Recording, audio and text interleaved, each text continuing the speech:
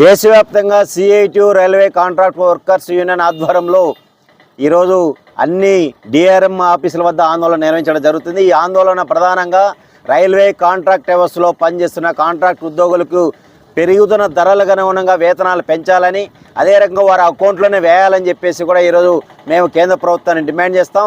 Contractor మారినప్పుడల్లా ఈరోజు contract ఉద్యోగులను తొలగించేటువంటి పద్ధతిని విడనాడాలని, అదే రకంగా డీజిల్, పెట్రోల్, గ్యాస్ ఇవన్నీ పెరుగుతున్న సందర్భం నేపథ్యంలో వారికి వేతనాలు పెంచాల్సినటువంటి అవసరం ఉంది. కానీ వేతనాలు పెంచుకోకుండా కార్మికుల పట్ల మానసిక ఒత్తిడికి గురి చేసేటువంటి పరిస్థితి కొనసాగుతుంది.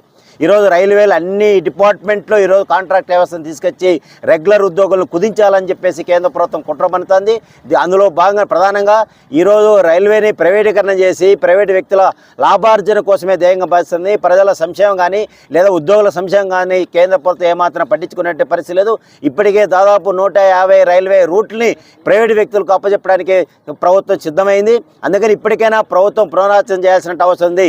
రైల్వే ప్రైవేటీకరణ పని దాదాపు 12 లక్షల మంది పైగా ఉద్యోగులు ఈరోజు ప్రభుత్వ ఉద్యోగులుగా పనిచేస్తున్నారు. అనేక మంది వేలాది మందికి ఉపాధి కల్పిస్తున్నటువంటి రైల్వే వ్యవస్థని ఈరోజు ప్రపంచంలోనే ఒక పెద్ద రైల్వే వ్యవస్థను నిర్మించుకున్నటువంటి భారతదేశంలో ఈ రైల్వేని కేంద్ర ప్రభుత్వం ప్రధానంగా నరేంద్ర మోడీ అధికారంలోకి వచ్చిన తర్వాత విచ్చలవిడిగా కార్పొరేట్ వ్యక్తులకు అమ్మజెప్పడానికి ప్రయత్నం చేస్తుంది. ఇప్పటికే దేశంలో అనేక ప్రభుత్వ రంగ సంస్థలను నిర్వీర్యం చేసింది, ప్రైవేటు వ్యక్తులకు అమ్మేస్తుంది, ఆదాన్ లాంటి బడా పెట్టుబడిదారులకు అమ్మేటువంటి ప్రయత్నం చేస్తుంది.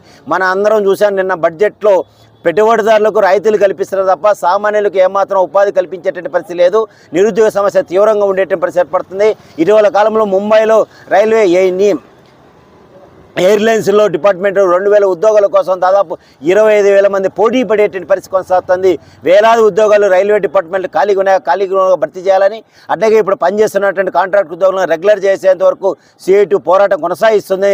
లేకపోతే పెద్ద ఎత్తున అన్ని సంఘాలు కలుపుకొని పెద్ద ఎత్తున ఆందోళన చేస్తామని చెప్పేసి సిఐటి గారు కేంద్ర ప్రభుత్వానికి హెచ్చరిక చేస్తున్నాం. ఈరోజు దేశవ్యాప్తంగా రైల్వే కాంట్రాక్ట్ వర్కర్ సమస్యలు పరిష్కరించాలని చెప్పేసి అన్ని డిఆర్ఎం కార్యాలయాల వద్ద మరియు రైల్వే స్టేషన్ల వద్ద నిరసన కార్యక్రమాలు ఇవ్వాలని చెప్పేసి ఈరోజు సిఐటి పిలుపునిచ్చింది. అందులో భాగంగానే railway contract and workers employees federation ఆధ్వర్యంలో ఈరోజు నిరసన కార్యక్రమం గుంతకల్లో చేయడం జరుగుతుంది.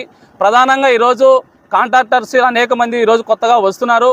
వచ్చిన వెంటనే ఈరోజు గత 20 సంవత్సరాల నుంచి లేదా 15 సంవత్సరాల నుంచి దాదాపు 10 సంవత్సరాల నుంచి అక్కడ పనిచేస్తున్నట్టు కార్మికులు ఉన్నారు. వారిని నిర్దాక్షిణంగా ఈరోజు తొలగించి ఈరోజు పనిని కుదించే పరిస్థితి ఈరోజు కనపడుతుంది. అందుకనే మేము ఒకటే కోరుతూ ఉన్నాం, అధికారులని కానీ లేకుంటే కాంట్రాక్టర్స్ కానీ ఈరోజు కాంట్రాక్టర్స్ మారిన కార్మికులను తొలగించుకోకుండా వాళ్ళకి ఉద్యోగ భద్రత, ఉపాధి కాపాడాలని చెప్పేసి ఈరోజు మేము సివిఐటిగా కోరుతా ఉన్నాం. అదే రకంగా ఈరోజు పెరిగిన ధరలకు అనుగుణంగా ఈరోజు కనీస వేతనాలు ఈరోజు 26,000 రూపాయలుగా ఇవ్వాలని చెప్పేసి ఈరోజు కేంద్ర ప్రభుత్వాన్ని కూడా అడుగుతా ఉన్నాం. ఎందుకంటే ఈరోజు మనం చూస్తున్నాం ధరలన్నీ రోజు రెక్కలుగా ఈరోజు కొట్టే పరిస్థితి కనపడుతుంది. కానీ ఈరోజు పెట్రోల్ ధరలు, గ్యాస్ ధరలు లేదా నిత్యావసర ధరలు ఈరోజు విపరీతంగా పెరుగుతున్నా కానీ ఈరోజు కాంట్రాక్ట్ కార్మికుల జీతాలు మాత్రమే ఎక్కడ కూడా పెరిగినట్టు సందర్భం లేదు. అందుకని ఈరోజు ఆ కార్మికులకు 26,000 రూపాయలుగా జీతాలు ఇవ్వాలని, వాళ్ళకి ఉద్యోగ భద్రత కల్పించాలని చెప్పేసి, అదేవిధంగా ప్రభుత్వ ఉద్యోగులుగా గుర్తించే విధంగా ఆ ప్రభుత్వం చర్యలు తీసుకోవాలని చెప్పేసి ఈరోజు అనేక సమస్యల పరిష్కారం కోసమే ఈరోజు పెద్ద ఎత్తున నిరసన కార్యక్రమాలు తెలియజేస్తున్నాం.